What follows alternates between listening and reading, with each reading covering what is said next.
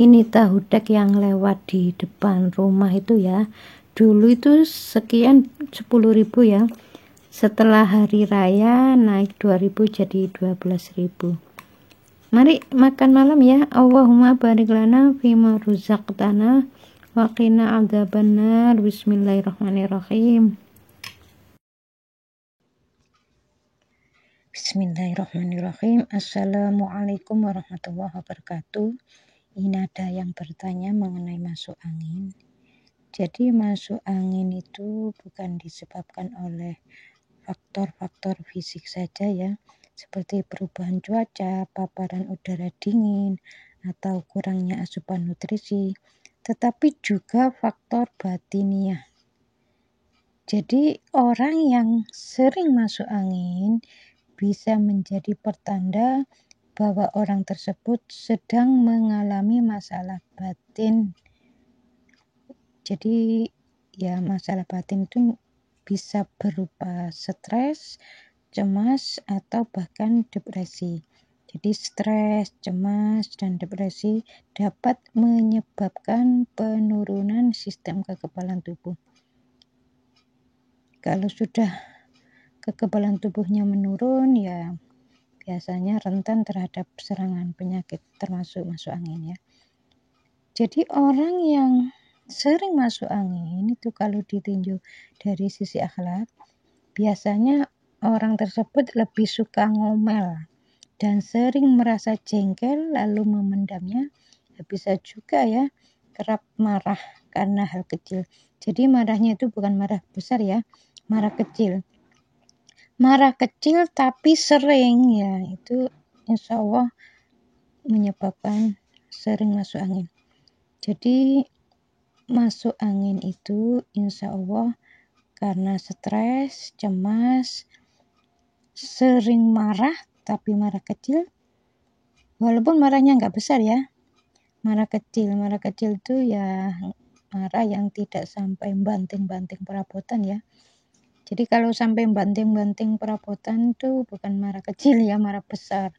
Jadi marah kecil itu contohnya misalnya melihat istrinya atau suaminya melakukan pekerjaan yang itu menurutnya itu salah ya. Harusnya kan gini saya ajari ya, gini ya, yang benar itu gini.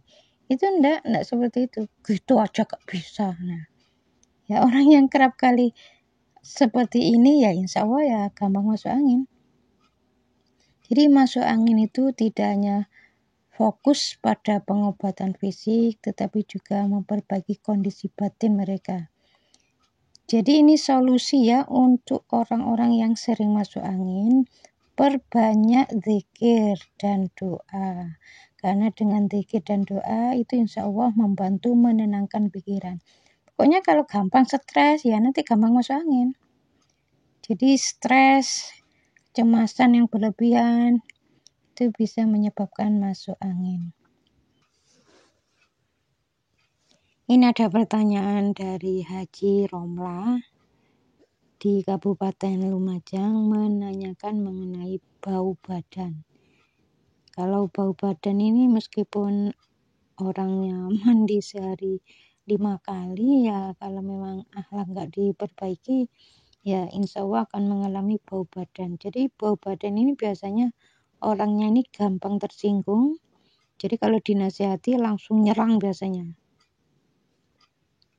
Mengenai bau mulut biasanya mempunyai sifat yang bicaranya tidak enak atau suka bikin tersinggung, yakni menyakiti hati orang. Ya pokoknya kalau pingin bau mulutnya nggak bau ya selain rajin gosok gigi ya jangan sampai bicaranya itu nggak enak didengar ya. Jadi kalau ngomong itu ya yang enak, tidak menyakiti hati orang. Insya Allah nggak ada masalah ya dengan bau mulut. Mengenai benjolan di dekat telinga, itu biasanya suka jengkel. Jadi bila mendengar sesuatu yang tidak cocok di hati itu cepat tersinggung. Mengenai benjolan di kaki, punya keinginan kuat, kaku, keras kepala ya. Jadi kalau pengen benjolan di kakinya itu sembuh, nggak muncul lagi. Jadi kalau punya keinginan ya yang biasa-biasa saja. Jangan kaku keras kepala ya. Jadi kaku keras kepala ya diganti. Jangan keras kepala. Kalau benjolan di leher, kalau orang bilang ya gondok ya, gondokan. Gondok itu jarang bicara, tapi sekali bicara itu pedas. Ya memang jarang bicara orangnya. Gak suka ngomong, tapi begitu ngomong itu pedas ya. Didengar di telinga itu ndak enak ya. Itu nanti insya Allah diberi peringatan oleh Allah dengan gondokan ya. Jadi kalau secara Islami seperti itu. Jadi kalau penyakit gondok ini disebabkan karena kekurangan yodium apa itu kan secara medis ya. Kalau secara akhlak ya seperti itu. Kalau benjolan di leher kiri banyak marah, jadi kalau ngomong itu suka ngotot.